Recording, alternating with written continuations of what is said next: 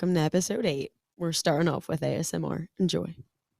Oh God, I'm off to a great start. I already moved the microphone. We were just talking about ASMR and we were debating which is better, soft-spoken ASMR. Oh my God, listen. Wait. That's probably really loud. It's not at all. It's not. I can see it. Is this good? How about? I love this. Get a little kitty to come here. Kitty. Disgusting. Anyway, we were debating whether soft-spoken ASMR or like a full whisper, or that, which is like unintelligible mouth sounds. Can I get the in there with the lisp sound? Okay, I caught like one word of that, so you're doing good. Anyway, this has been your minute of ASMR. I'm sure that's exactly how you wanted to start the podcast today. So, and also, I'm sorry that I moved the microphone at the beginning and definitely made it really loud. It's like, sorry. We can add it. You know what? Take what you're given and don't complain. Should we get into it? Let's get into it. Okay. Before we do that, I have to preface. Last episode, the audio really is not great. I tried to edit it myself. Don't listen to it. We're going to get it re-edited and reposted. It's a really good episode. We talk about ChatGPT and how its impact is affecting us and not affecting us. So that's coming soon. Okay, I can't. Now we can get into it. Yeah, go ahead. Okay. All right. We're holding these now. Ray, I also don't want you to shit talk yourself for your audio editing. To be clear, it was our first episode where we were not all in the same room.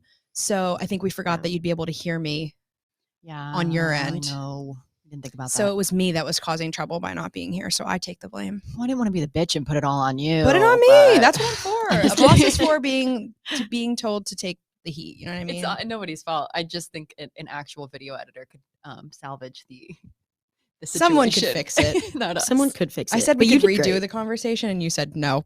So either you're going to get the fixed version, It's too or you're not getting good. it. We're not going to be able to re-say the same things. Yeah, unless we write it all down and ask And just rehearse ChatGPT to turn We it could into a post it as a script. blog. Wait, that's really smart. We could post it as a blog. No, your Oh, idea. ask ChatGPT to rewrite it. Rewrite it based on the transcript of the last one. Be like, and don't include anything that you can hear twice because that's an error. Ah, wow. We should. see Hey, what we should try does. it, and then we should repost it, and we should add an addendum about our experience fixing it with ChatGPT. Maybe. It's very smart. Okay, I want to say my idea later, but you just gave me an idea. Oh, I like giving you ideas. All right. Okay. Well, today we're riffing it, and we're going to talk about the future of social media and closed communities, etc. So ETC. let's go. What are your thoughts about the future of social media? Where are we going? Where do you see us in a year? Both of you. Let me finish my Red Bull. Well, Paige was saying earlier that we've been talking about this for a while, that we foresee social connection going into the more closed form, private community side of things. And then we got on the topic of how can you measure that? Because that would be very hard to measure. And then I stopped us at that conversation because I wanted to bring it onto the pod. So we can pick up where we left off there. Just like, what are the ways that we could measure closed groups? And so first of all, what do we mean when we say that? We mean like what used to be like private Facebook groups now turning into like Discord communities. What would other platforms be that you could Having a hair include? day. Yeah, I mean, Discord's a great example. I would even say like communities in the format of other subscription-based spaces, like a Patreon kind of situation, or other like, I think people too are like, you know what? No, I'm actually going to expand this out and say like a Twitch streamers community. Oh, yeah, good Yeah. point. Even though that's not like, I Also. mean, you can be like in a Discord with them, but also like, I think the essence of like sitting on a live together, like that Yeah. community. Speaking of which, I guess you could expand that into like live in general, like the people who are attending your live, if you're on TikTok and you go live or whatever, like the That's a good point. fluctuating number. So let's back it up 1% to say, when we say closed groups are like the future of social media, what I think we're really saying is that like true two-way communication is the future of social media. Yeah. Because point blank, regular organic social today is still super one way. Yes, there's a comment section. Okay. And yes, you can like on a TikTok or something, you can engage with content by like duetting or stitching it. Like, so that becomes like a multi-way conversation when you do that. But like as it exists until your audience engages, it's still one way. You know what I mean? Like you post a piece of information, you put it out for consumption, and you hope that people see it and do whatever the underlying action is that you're asking them to do. Learn something, take some action, you know, whatever that is. Or even arguably more so, it's any time that you bring somebody off of the major 5 platforms into another space that's very exclusive. And then to your point, this 2-way communication, or you're just getting more access to the person or the brand than you would have had on the main 5 platforms. I feel like that at its base could be, because if you think about it, like OnlyFans, that could be a private community. Hugely. Yeah. I was going to say not that too. necessarily like it's just different than what we're thinking of it as.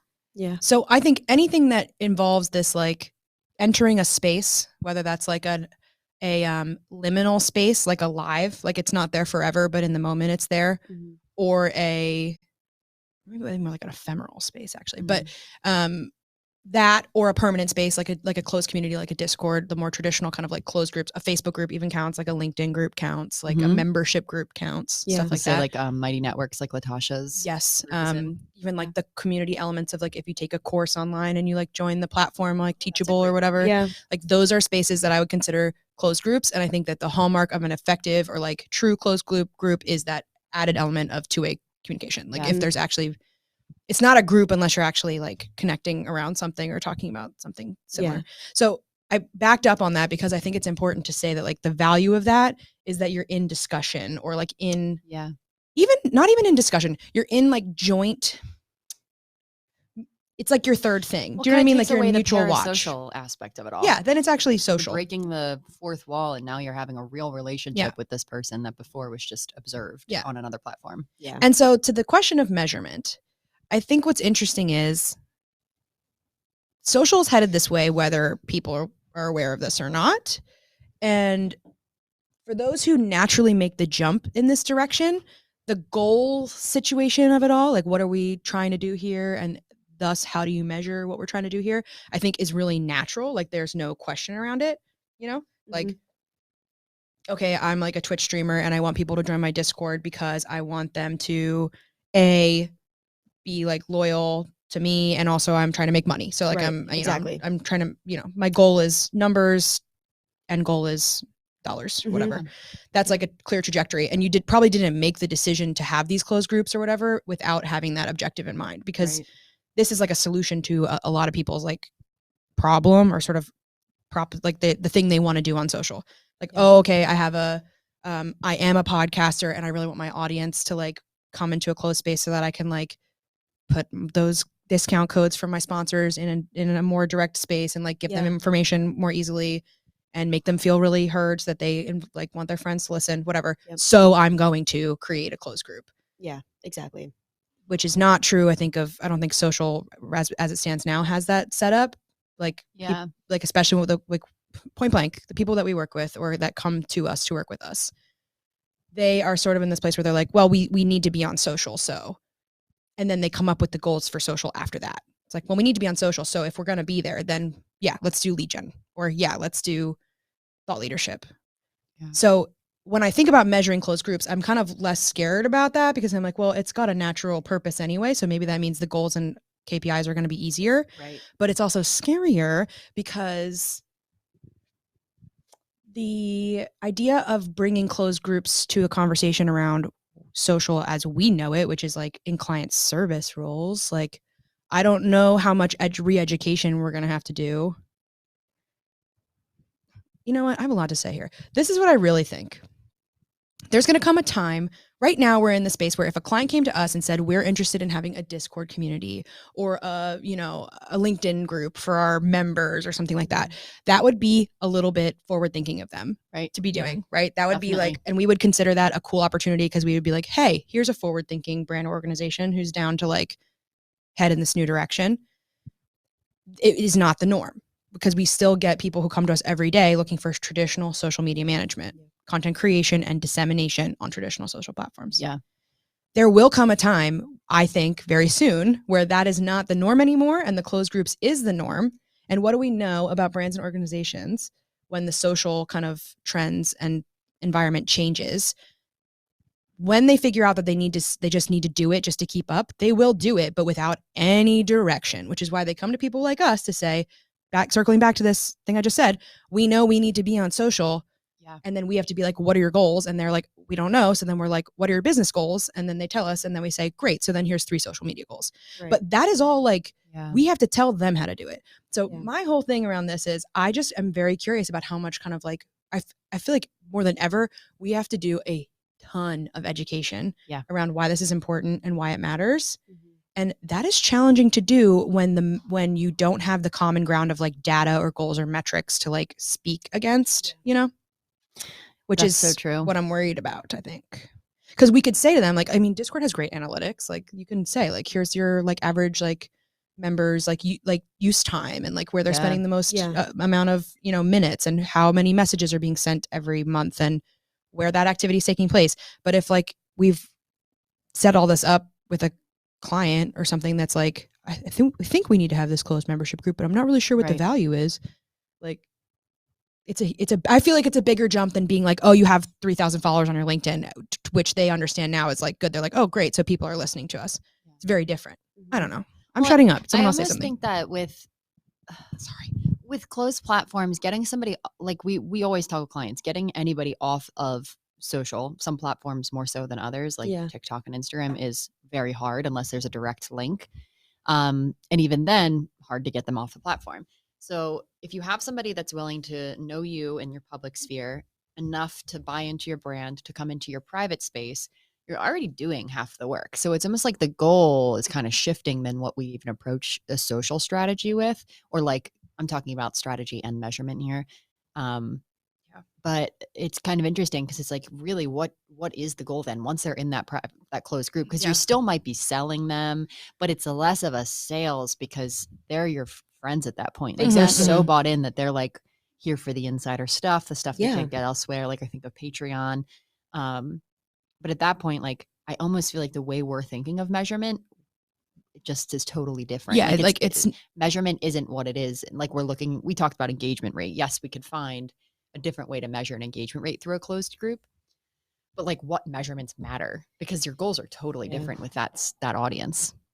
And honestly, like it's actually not the metrics that much matter at that point. It's the actual like stuff that's happening in there, which you can measure for sure. But like, I don't know, you know what I mean? Like it's way more living and breathing than current social. It's way more about like the intangible of it all, you know? But we're contracted employees a lot of the time, or like whatever. We're not actually employees. We're fucking contractors. So we have to constantly like put an ROI on the work we do. And so like that's an interesting discussion. Like what is the ROI on that? If not to just say it's good that you have this, which is sort of, I think the like trap of talking about organic social today is like, well, you have to have it. It's like, no, that doesn't tell you anything. Well, I think it just goes, think of it how in the same terms of TikTok. When TikTok first came out, brands weren't sure about it because it was a dancing app to everybody. Then people started to realize, oh, this is a real thing. Then brands started to come on to it in a terrible way. To your point, just coming on with no direction, no strategy, no guidance, and then just throwing shit at the wall. Some of it worked, some of it really didn't work, and it faded out quickly. And now we're in a space where like brands are kind of trained. So if you are on there, it's very obvious if you don't know what you're doing. And it's obvious if you do. So I feel like it will just be a very like big shift. And I think to your point earlier, Paige, about businesses being like, should I be on here? Shouldn't I be? It's probably best to get this stuff set up now so that when it really becomes a big trend, that people aren't left having to build their entire community from scratch and then hoping that they get up on the trend. So I feel like it's good to be ahead of it now. But what's the goal? What's the like, what are you trying to do with those people? Does it make sense for everybody? That's the point I was going to get to earlier. I was just going to say not every brand needs to be on TikTok. Right. So figure out if you need to be in that space and then go, but don't go just because it's a trend, you know? I have the Adderall jitters right now, but I think that I'm not sitting still. Stand up and do a little. I really need to run a lap. I was just thinking that, which is that I feel like one way our job has changed and will continue to change over the next couple of years is that I feel like we say no to things more than we may have ever said no to things because there is such a thing as oversaturation now. And like, I don't like, there used to be a time where it was like, you could be on all social platforms and it wasn't that crazy. It was like Instagram, Facebook, and Twitter. You know, now when brands are like, where should we be? Like 9 times out of 10, it's like, well, not here, not there, and not here as well. But you could be in, you know, these core spaces or whatever. So, which I think is a really good change for our industry. And I know for us, like that makes me feel less overwhelmed by like what we do, because there's no world in which like the spray and pray approach works anymore. Like, you, first of all, you can't be in every location anymore. Like that's not real, especially with like decentralized social media, Mastodon. Like it's not this. If you want to be serious about like being in every space, that's not happening. And it doesn't help you to be in every space. So to that end, I think like this is one of those things where it's like, I don't think the future of social media is going to be accessible to every brand and organization. I'm not even sure that most brands and organizations will need to have, if organic social completely changes and it goes to these like closed spaces, like there's going to be people who it doesn't make any sense for them to have that. And I guess some other social firm would probably make the case that they could and figure out a way to like make it work. But I think the one thing that hallmarks this future style of social from the current is that there is no room for bullshit. There's no room for bullshit. It's identifiable so easily now. Because if you do put the bullshit out there, people are going to know, especially younger generations. Think about when the millennial pause came out. This is kind of random, but it's relevant in the way of like, when the younger generation identified something that was like a flaw in the content creation of older generations, now it's all I think about. It's not even just it's like what you say when you first start talking. It's like, I think about that stuff because it's like, oh, this is an upgrade in what we were doing before. And now we're being called out on it and we got to like do better. Yeah. And so to that point, it's on a much bigger scale. Like your bullshit's going to be called out.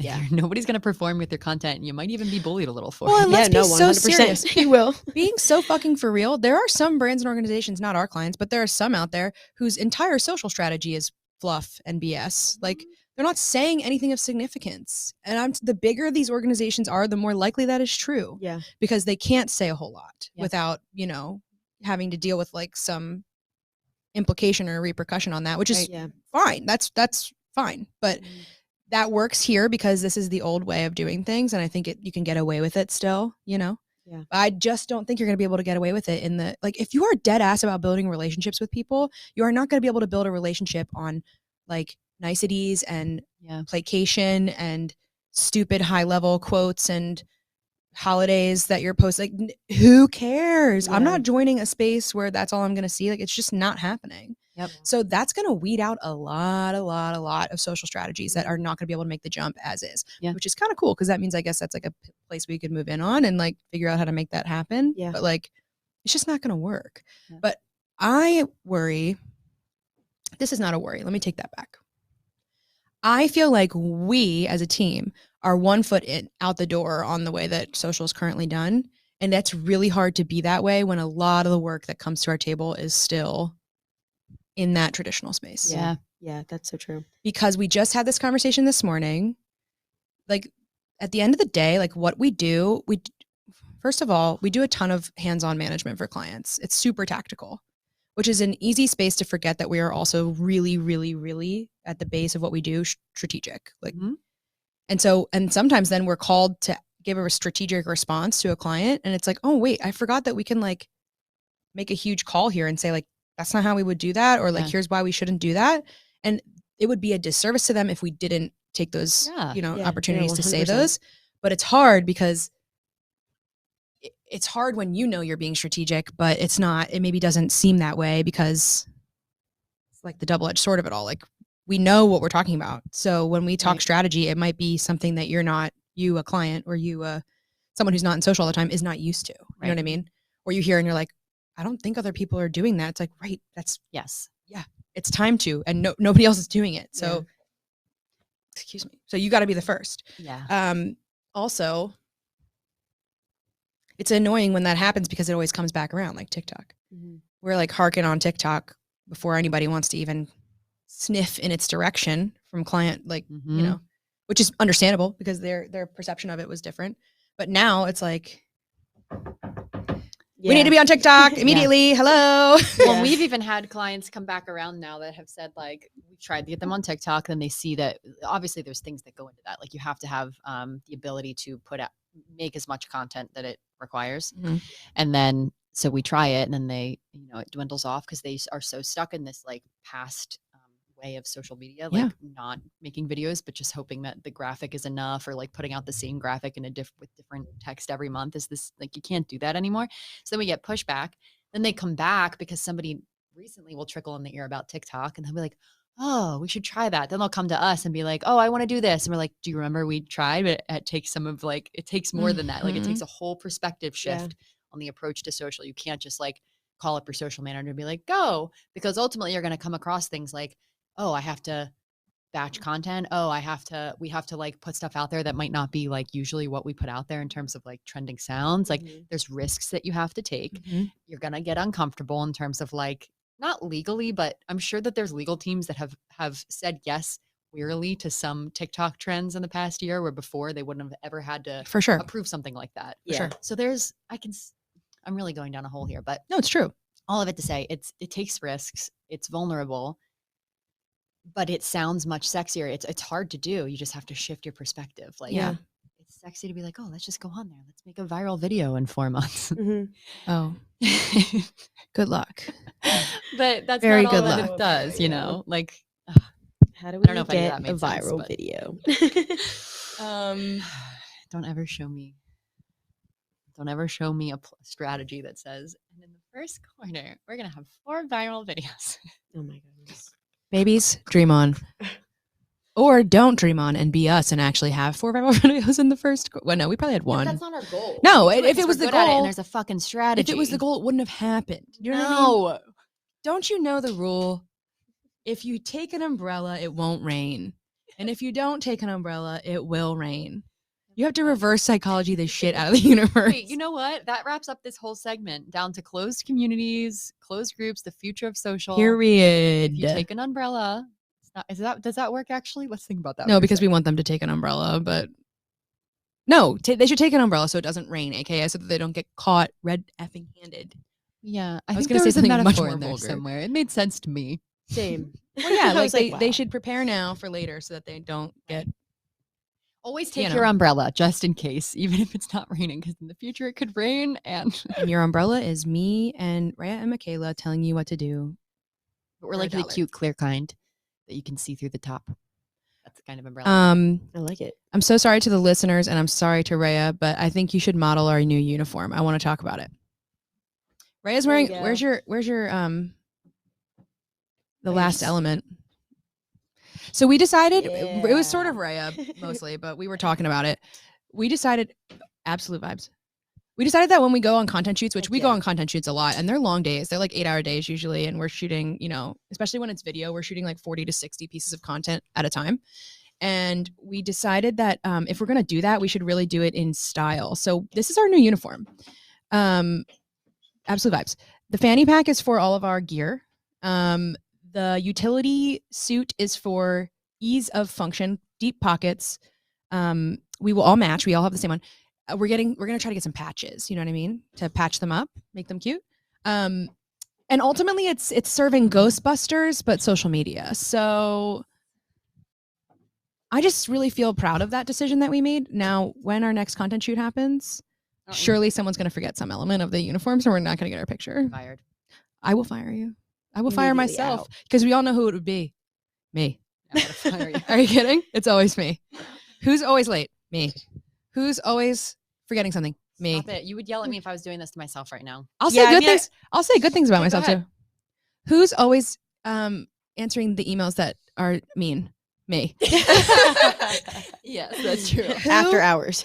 Who makes sure everyone gets paid? Me. It's true. Who Period. is the lighting, shining, wonderful brightness of our universe? You. Oh, Paige. you guys. That wasn't planted, just to be clear. I have didn't another even segment consider that. idea if Yeah. we feel complete with this one, or if we're going Ready. to give our last thoughts. I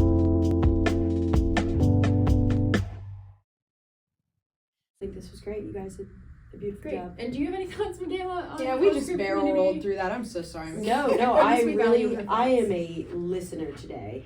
Yes, I am tired today. We but do value your opinion, Thank you. and that's valid. So I appreciate you just guys. know I you value can you talk guys. anytime. Sometimes you just gotta listen. just interrupt us. Just talk right over us. You got it. We'll do it to you. So for our next segment, one of the biggest themes for us, I feel like recently, and what I'm so proud of us for as a team, is that we have really been deciding what is our lane and what lane we need to stay in, and then just delegating out what we haven't. So I want to shout out two newer contractors to our space and why they have been so helpful. Well, one is very much starting out. The other we've been in process with for about 2 weeks now. One is our video editor. Shout out to Shane. Shane. Bringing him on to help edit like client content, you know, like the long form content that comes through that needs to be clipped down, or just like general social first videos that we need to clip for the content calendar. Delegating that to a video editor has been the greatest move of my life for us. I feel like I'm just like not in the weeds as much anymore with the editing. So Yeah. grateful for that. Does anybody have anything to say about how that's felt for them? Do you guys have any reprieve with? 100%. I feel like it's made things so much more easy. Like just to look at things in a broader sense. Yeah. And it's less time consuming for us. And, you know, he's great at it. We love our Virgo video editing king. And just listen, another reminder that just because we can do something doesn't mean we have to. Yeah. And so there's that. And then the other thing, which I'm very excited to share about what this looks like for us as we It's a go hard on. process, this one. It's a very hard process, but a project manager. I don't remember how the topic even came up, but something happened that we were like, we don't need another one of us, but we need somebody to come in and help organize the processes, the onboarding, like not making us reinvent the wheel every time we get a new client coming on board. So our project manager is going to be starting this week. And yeah, it's just something we haven't had yet. Dude, and I know that we need it because to onboard her has been like the biggest lift of my life. Like for some reason, mentally, it's been a real challenge to figure out how to. This is the whole reason we need one, right? Like everything's in our brains or partially written down, or not written down per se, but documented in one way or the other, like a process we have done before. We can go back and like pull like the email threads or whatever, but nobody's ever like written down the document of like, here's the SOP about why this happened. Like we've tried that, but we always, we have shit to do. So it just falls to the bottom of the plate. Totally. But it also makes onboarding contractors really hard. So it's been ironic to onboard a contractor who is supposed to be helping with us onboarding contractors, because I'm like, oh my God, I'm so sorry. This is like a disaster. Can you onboard yourself? Like, I don't know what's happening here. Yeah. But I'm really excited to see what it does for like our productivity levels in terms of, I don't know, like just not getting stuck on stuff that isn't, because we're so good at what we do and when it's like what we're doing, but it's the process-y things that I think. Yeah. And I take full fault on that one too sometimes, like especially like the process of hiring a client or hiring a contractor is very manual for us.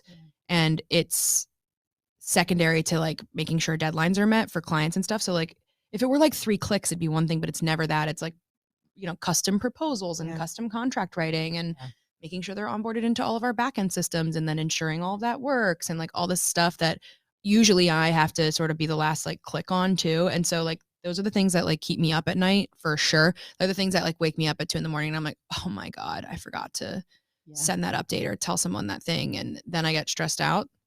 We don't need that anymore, I guess. Bye. The TV just went off. I'm going to get it back up. So anyway, I'm really looking forward to that process, but I also know that like it's been hard for me. So, you know, Well, I love that you can recognize that and acknowledge that. That's it's a badass hard. thing It's really, to do. really hard. But I'm really excited for you to experience that lift off of your shoulder and too. experience a lot less stress. Thank you guys so much for I hope saying that that's an easeful transition. Me too. I think it will be, especially once we get underway, which is cool. Yeah. I feel like, can I just present something? I feel like our businesses, and I mean, it's not, but I feel like I'm happy to talk about this publicly. It's like in a real time of transition. Yeah. You guys feel that way? Yeah. Is that just totally. me? I do. I feel that way in many facets, client wise, energetically. Mm-hmm. We have a lot of clients who I think are not going to be clients for the whole year, not by any fault of anyone's. I think there's projects that are going to conclude. I think we've had clients that have changed priorities a little bit in the last year or so. New clients who have come our way, clients who have come to us, and I think the big change is that I don't know that like we always. No, I cannot speak for the royal we. I can only speak for myself.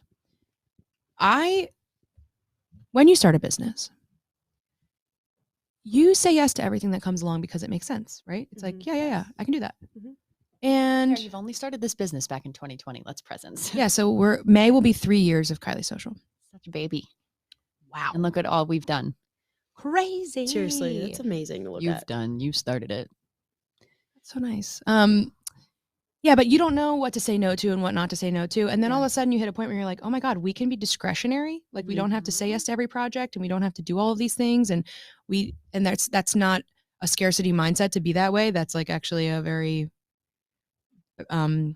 fruitful mindset to be in. Yeah. That's been a real huge change for my brain and has resulted in me thinking really differently about how we do business. Like just in a good way, I think. But it also makes me look at everything that's on our plate now and being like, okay, how do we optimize this to make this make sense? Yeah. I think that it comes from, it's not like it's random that this is happening, the shift. We've did a lot of looking last year at like, who are we currently working with? Who aligns with where we're going? Like we have done a lot of internal shifting and deciding what we do and do not want to do. And so the more clear we get on that and the more we put it out into the universe and get super sure about it, obviously things are going to change then. One of the biggest impressionable pieces of advice I ever learned in therapy was that relationships can serve you at one point in your life and then not in another point in your life. And that's to the fault of nobody, but people change and they shift and they morph. And so things and relationships don't serve people the same as they did in the beginning. That goes the same for clients. And right now we're shifting. So it's not like even like nothing is wrong or bad or anything when it comes to things like this. It just shows major growth. Yeah. And yep. I'm excited because I feel like we're also thinking about speaking of how the industry is changing and how our jobs are changing, we're not like waiting for that to happen to change what we want to do, I don't think. And I think that this is scary to say because I think it's a lot of people's default place to start. Like if you're listening and you're like, you work in social or you're talking about working in social or you're thinking about working in social, like the obvious answer is management. Like you come in and you are the social team for somebody, and that can look like a lot of things. You're also the video editor, you're also the graphic designer, or you're not, or you're just like plugging posts in and writing copy, whatever, but like some form of management. And we're having a lot of conversations about how we do other work that is beyond just management. Yes. Mm-hmm. I'm being very careful to not say not doing management because I don't think that's what we're saying, but I do think we're really looking at other ways of like point blank making money for ourselves, like this team making money without the trade of services being time, energy, mental, more hours than we have, mental capacity. Yeah. Mm-hmm. You said something that made me think of something. What was it you said? Oh, that we're not waiting for the change to happen. That made me think of something. It's just been a very overall theme for us. And that you just said it, something you just said really clicked it in my head was like, it's very easy in life. And this can go for whatever you're taking it as right now. If you're applying it to your freelancing, if you're applying it to your job, this can go for your life, literally anything. If you wait for change to come, that is an easy route to take. And then eventually change will come and it'll force you into something different. But that is always going to make things harder for you. Yeah. Things have happened in the past 2 weeks that have given us perspective on, like, it would have been easy for me in my past life to wait and stay until things changed because that would have been easier. And then it would have left me in a very bad spot today. Like it would have made me on my pathway a little too long and then I wouldn't be where I am today. So like, moral of the story, don't wait for things to change. If you start to feel a shift inside of you or you're craving a change, listen to that. Yeah. If you wait for change to happen, you're just shying away from growth of any kind, whether that's in your life, with a client, with a project, with a new thing, whatever. So that's my 2 cents, because I think we wouldn't be where we are today with this business and as people if it wasn't for not waiting for change and just seeking the change as we needed it. Yeah. Because that's why we're here today. I've had that reminder very put in my face the past 2 weeks. I think that is very astute. And I think it's good advice across your life. Mm-hmm. I also think, so I heard someone say recently, like if you're feeling uncomfortable that you're being called for growth, but the discomfort is what keeps a lot of people from making that leap, which I can really resonate with. I am so a complacent kind of person, like not complacent, but like I don't like to rock the boat. I hate to rock the boat, actually. I've spent 28 years not rocking the boat. I'm working on this in therapy too. Like that is a choice you can make. But like what I am learning is like the rent comes, I can't stop saying this, like the rent comes due. Like you have to pay up eventually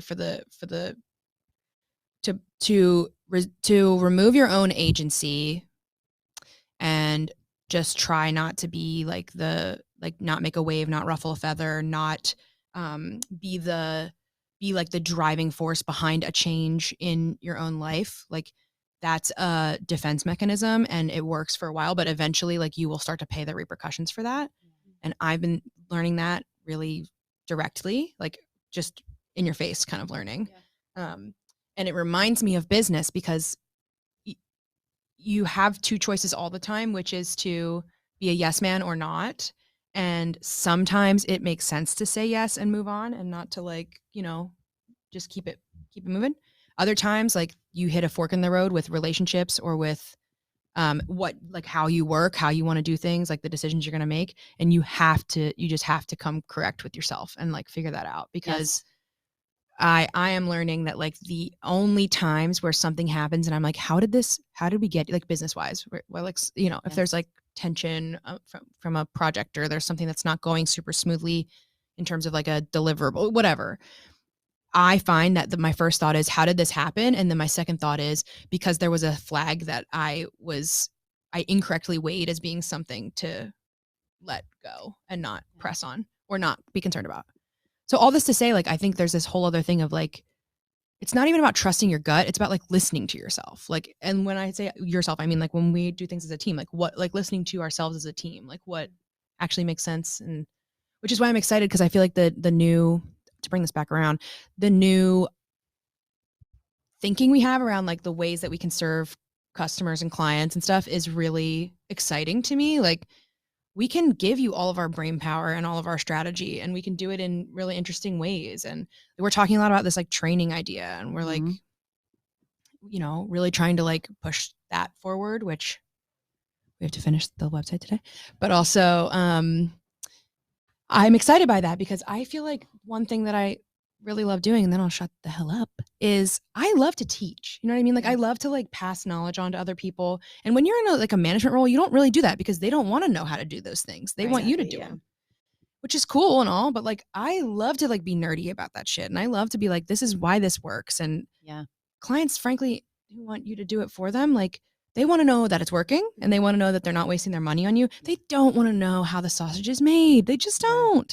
So when we do things like think about training like teams about using social in their workplaces, and we think about even our own like passive income streams of courses and things like that, like, dude, little me loves that shit because I wanted to be a teacher. You know what I mean? Well, I wanted to be an astronaut, but I also wanted to be a teacher.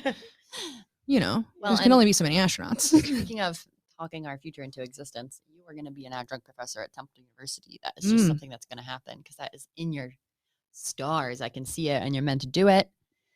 And the Owls would be lucky to have you. So I'm just putting that out there to call back to it when it happens. Thank you. Professor Knapp at your service. I would never go by Professor Knapp. I would just be Paige. But yeah. Ooh, my dad growing up was Coach K. So maybe I could be Coach K. Even though professors are not Professor coaches. PK. Yeah.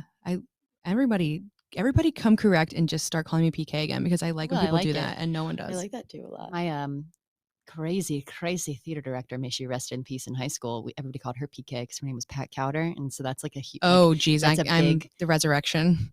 That's big though. Everybody needs some PK energy. For real, I couldn't agree more. This woman was crazy.